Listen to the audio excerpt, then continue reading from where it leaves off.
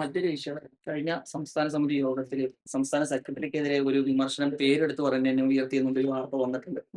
അത് RSS സൗഹൃദ പരാമർശം നടത്തിയത് പാർട്ടിക്ക് ദോഷകരമാണ്. അതൊരു പാർട്ടി പ്രവർത്തകന്റെ ഭാഗത്തു പോലും ഉണ്ടാകാൻ പറ്റാത്ത ഒരു പരാമർശം സംസ്ഥാന സെക്രട്ടറിയുടെ ഭാഗത്തുണ്ടായതുകൊണ്ട് അങ്ങ് പേരെടുത്ത് പറഞ്ഞു എന്നുള്ളതാണ് ആ വാർത്തകൾ ഉണ്ടായിരുന്നത്. അല്ല, ഇതിലിപ്പോൾ നിങ്ങൾ CPM-ൻ്റെ പ്രത്യേകത മനസ്സിലാക്കണം. മറ്റ് പാർട്ടികളെ പോലെയുള്ളൊരു പാർട്ടിയല്ല CPIM.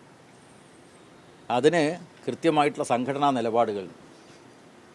കമ്മ്യൂണിസ്റ്റ് പാർട്ടിയുടെ ഒരു ജൈവപരമായിട്ടുള്ള ഒരു സ്വഭാവവിശേഷമാണ് പാർട്ടിക്കകത്ത് വിമർശനവും സ്വയം വിമർശനവും. അത് പാർട്ടിക്കകത്ത് നടത്തേണ്ടതാണ്, പുറത്ത് നടത്തേണ്ടതല്ല. അപ്പോൾ അതുകൊണ്ട് CPM-ൻ്റെ സംസ്ഥാന കമ്മിറ്റിയിൽ ആരെല്ലാം എന്തെല്ലാം പറഞ്ഞു അത് നിങ്ങളുമായിട്ട് പങ്കുവെക്കേണ്ട യാതൊരു ആവശ്യവുമില്ല. കാരണം കേരളത്തിലെ മാധ്യമങ്ങൾ നോക്കുമ്പോൾ മഹാഭൂരിപക്ഷവും വലതുപക്ഷ മാധ്യമങ്ങളാണ്. CPM വിരുദ്ധ, ഇടതുപക്ഷ വിരുദ്ധ സമീപനമുള്ള മാധ്യമങ്ങളാണ്.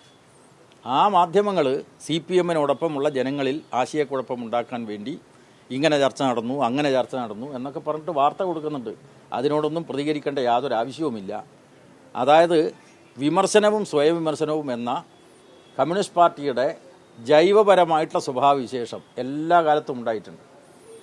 കമ്മ്യൂണിസ്റ്റ് പാർട്ടിക്കകത്ത് ആരും വിമർശനത്തിന് അതീതരല്ല. അതുകൊണ്ട് നിങ്ങൾ കൊടുക്കുന്ന വാർത്തയെല്ലാം സത്യസന്ധമാണെന്ന് ഇപ്പോൾ പറയാൻ പറ്റില്ലല്ലോ. കാരണം പല വാർത്തകളും വലതുപക്ഷ മാധ്യമങ്ങൾ പ്രചരിപ്പിക്കുന്നുണ്ട്. അതൊന്നും വസ്തുതാപരമായിട്ട് ശരിയായിരിക്കില്ല. പക്ഷേ CPM-ൻ്റെ സംസ്ഥാന കമ്മിറ്റി എടുത്ത ഏകകണ്ഠമായൊരു തീരുമാനം സംസ്ഥാന കമ്മിറ്റി യോഗത്തിന് ശേഷം സംസ്ഥാന സെക്രട്ടറി സഖാവ് ഗോവിന്ദൻ മാഷ് പറഞ്ഞിട്ടുണ്ട്.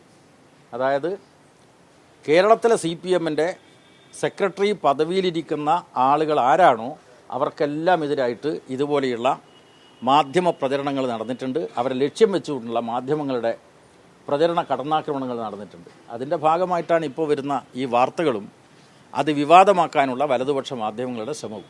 ഇത് കൃത്യമായിട്ട് ജനങ്ങൾ തിരിച്ചറിഞ്ഞിട്ടുണ്ട്.